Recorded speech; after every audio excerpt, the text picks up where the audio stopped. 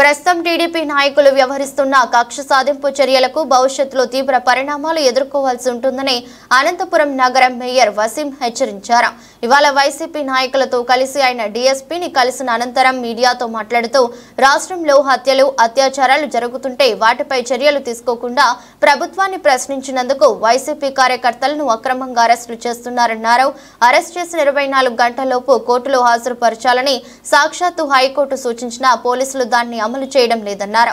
నాయకులకు అధికారం వస్తుంటుంది, పోతుంటుంది, కానీ పోలీసులు వ్యవస్థలు మాత్రమే శాశ్వతంగా ఉంటాయని, వారు రాజ్యాంగబద్ధంగా నడుచుకోవాల్సిన అవసరం ఉందని మేయర్ సూచించారు.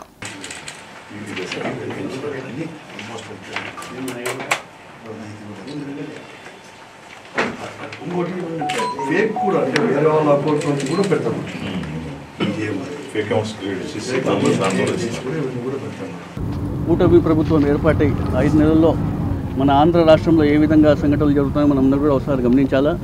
హత్యలు కానివ్వండి, అత్యాచారాలు కానివ్వండి, కక్ష సాధింపులు, అదేవిధంగా అనేక రకాలుగా కక్ష సాధింపులు జరుగుతున్న విషయం కూడా మనం ఒకసారి చూడాలి.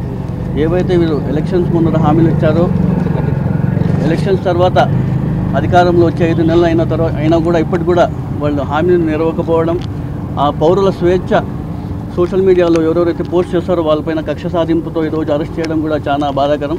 అదేవిధంగా నిన్నటి రోజున హైకోర్టు కూడా చెప్పడం జరిగింది, ఏవైతే కేసులు వీళ్ళు అరెస్ట్ చేస్తారో వాళ్ళు వెంటనే ఒకరోజు 24 అవర్స్ లోపల కోర్టుకు హాజరు చేయాలని చెప్పడం కూడా జరిగింది. వీళ్ళు అలా చేయకుండా ఏ విధంగా ఇబ్బంది పడుతున్న విషయం కూడా మనం కూడా గమనించాలా.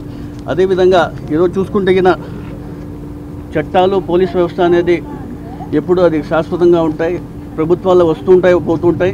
కానీ ఈరోజు అనేక విమర్శలు చేసుకుంటా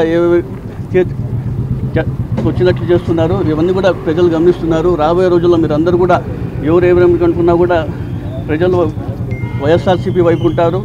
అదేవిధంగా ఈరోజు గౌరవ వెంకటరామరెడ్డి గారి అధ్యక్షతన ఈరోజు మనం ఎస్పీ గారు లేరు. ఈరోజు ఎవరైతే సోషల్ మీడియా ద్వారా పోస్టులు పెట్టి వాళ్ళకి అరెస్ట్ చేస్తున్నారో వాళ్ళందరూ కూడా ఖండించాలనే ఉద్దేశంతో ఈరోజు ఎస్పీ గారు లేరు, డీఎస్పీతో కలిసి అని చెప్పి డీఎస్పీ ఆఫీస్కి మేమందరం కార్యకర్తలతో కలిసి ఇక్కడ రావడం జరిగింది. దీనికి మేము తీవ్రంగా ఖండిస్తున్నాం. ప్రజలందరూ గమనిస్తున్నారు. రాబోయే రోజుల్లో దీనికి తీవ్ర పరిణామం తెలియజేస్తున్నాను.